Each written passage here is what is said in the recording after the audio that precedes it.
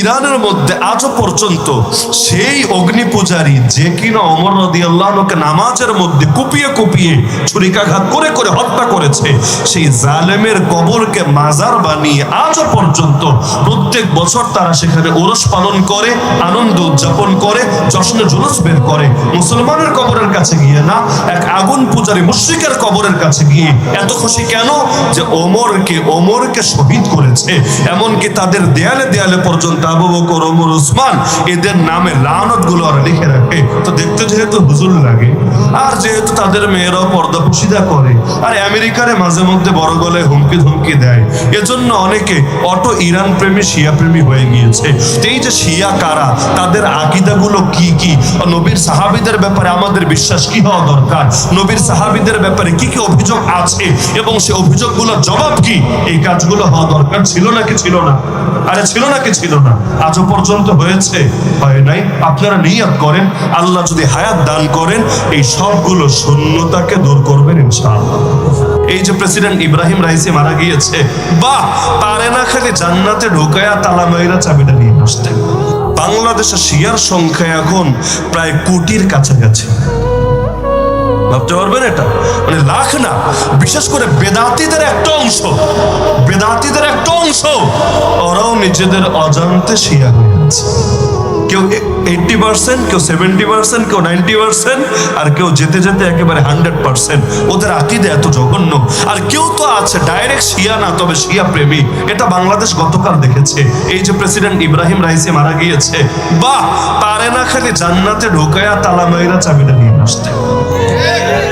আরে যারা কট্টর শিয়া হিসাবে সারা জীবন সকলের কাছে স্বীকৃত, পরিচিত, বরিত, তার অতীত ইতিহাস যার ব্যাপারে সাক্ষী, খামেনি, সেই রুহুল্লাহ খামেনির সে যে একেবারে নিকটের লোক, তো সে আয়াতুল্লাহ খামেনির নিকটের লোক হিসাবে তার আকীদা কি, মাসলাক কি, কেন তাকে প্রেসিডেন্ট পদে বসানো হলো কিছু জানেই না। খালি হলো আল্লাহ মুসলিম বিশ্বের এত বড় নেতা মরে গেল। আরে কে মুসলিম? তাহলে 2 দিন পর তো বলবে আল্লাহ কত বড় কাদিয়ানি মুসলিমরা লন্ডনে থাকে।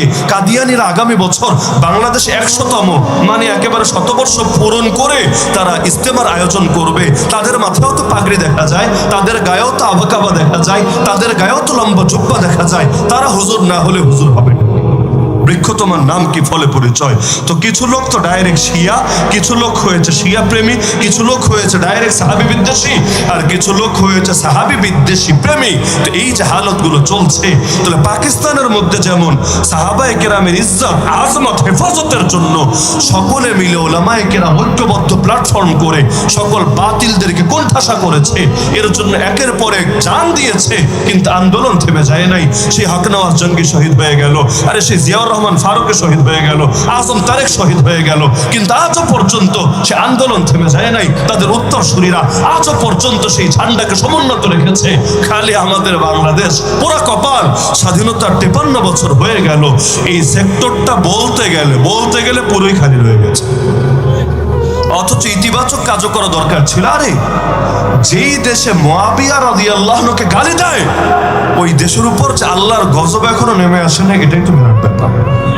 যাদের উপর আল্লাহ খুশি, যাদের উপর রাসূল খুশি, মুআবিয়া রাদিয়াল্লাহু আনহুকে রাসূল নিচে দোয়া দিয়েছেন, আল্লাহুম্মা জাআলহু হাদিয়াম মাহদিয়া ওয়াহদি বিহি, হে আল্লাহ তাকে তোমার দ্বীনের পথ প্রদর্শক বানাও এবং তাকেও হেদায়েতের উপর প্রতিষ্ঠিত রাখো এবং তার দ্বারা বিশ্ব মানবতাকে হেদায়েত দান করো। তো তিনি তো দোয়াই করে দিলেন যে আল্লাহ তার দ্বারাও হেদায়েত দাও আর তাকেও হেদায়েতের উপর অটল রাখো। তো কেউ যদি বলে যে মুআবিয়া গোমরা হয়ে গিয়েছে, সে তো বলতে চায় আল্লাহর রাসূলের দোয়া আল্লাহ কবুল করে নাই, আল্লাহ ফিরিয়ে দিয়েছে।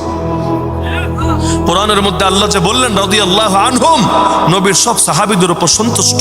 আর এখান থেকে একজন সাহাবী যদি কেউ মনে করে বাকি আছে, যিনি সাহাবী হিসাবে পরিচিত ছিলেন এবং ঈমানের উপর মৃত্যুবরণ করেছেন, একজনও মাত্র বাকি আছে, কোন মুখ নিয়ে দাঁড়াবে আল্লাহর সামনে? এই দেশে নবীর কত সাহাবীকে নিয়মিত গালিগালাজ করা হয়, আর শিয়াদের তো কালেমার মধ্যে অংশ বানিয়ে দিয়েছে এগুলো।